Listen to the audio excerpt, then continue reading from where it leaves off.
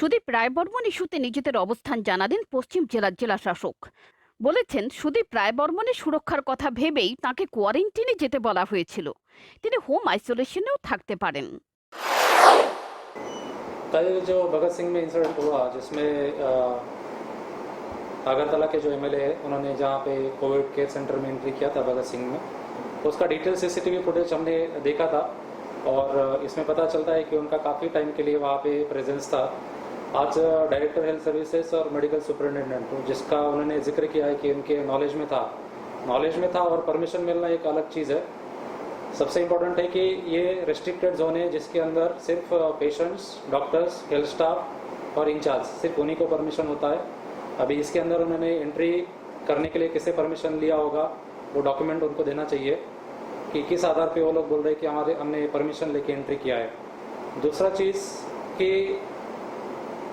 Covid care centre में जो भी डॉक्टर्स, नर्सेज, सैनिटेशन वर्कर काम करते हैं वहाँ पे वायरस का एक्सपोजर ज़्यादा होने के कारण इन्फेक्शन होने के चांसेस बहुत ज़्यादा है।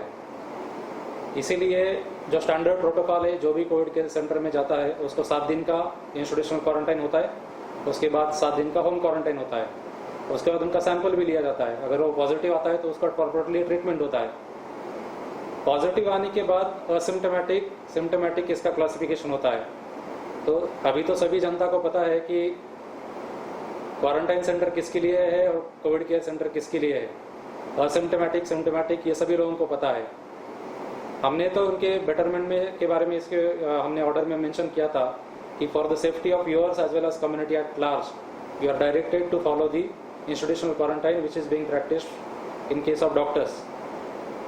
इसमें जो भी सस्पेक्ट वाला कैटेगरी है एपिडेमिक डिसीज एक्ट के जो क्राइटेरिया है जिसमें DM can issue the orders, इसलिए हमने इसके बारे में ऑर्डर इशू किया है। इसका ऑब्जेक्टिव है कि उनको अगर इन्फेक्शन होता है क्योंकि उनका 1 घंटे से ज़्यादा उसके अंदर प्रेजेंस है, क्योंकि पीपी किट भी अगर पहना है वो तो पीपी किट पहनने के बाद अगर उसको प्रॉपरली उसको उतारा नहीं गया है, मैक्सिमम जो इन्फेक्शन ऑकर होता है पीपी किट पहनने के बाद भी अगर पीपी किट प्रॉपरली उसको उतारा नहीं गया है तो उसके अंदर इन्फेक्शन होने का चांसेस बहुत ज़्यादा है। अभी ये तो कोई डॉक्टर नहीं है, एक्सपर्ट नहीं है, इसलिए एमएलए साहब यहाँ पर जो चले गए इसलिए हमने उनको इस केस में एडवाइस किया कि आप क्वारंटाइन फॉलो कीजिए। आरएसटीआई में कोई भी पॉजिटिव केस नहीं है। यहाँ पे आरएसटीआई में जो डिस्चार्ज वाले नेगेटिव केसेस है 6 नेगेटिव केसेस और बांग्लादेश से आए कुछ क्वारंटाइन केसेस उनको हमने वहाँ पे रखा है। तो जो भी अभी हमारे क्वारंटाइन सेंटर सारे फुल हुए इसलिए हमने आरएसटीआई का नाम मेंशन किया है। अगर उनको आरएसटीआई में नहीं जाना है तो होम क्वारंटाइन फॉलो करे, वो खुद के बेनिफिट के लिए हमने बताया है और सोसाइटी के लार्जर बेनिफिट के बारे में हमने ये ऑर्डर में हमने इशू किया है। इसमें सिम्टोमेटिक, असिम्टोमेटिक और जो मेडिकल डॉक्टर ने सर्टिफाई करने का इशू अभी इमीडिएटली आएगा नहीं। जब तक वो टेस्ट पॉजिटिव होता है या निगेटिव होता है उसके बाद ही ये सारा इशू आ जाएगा।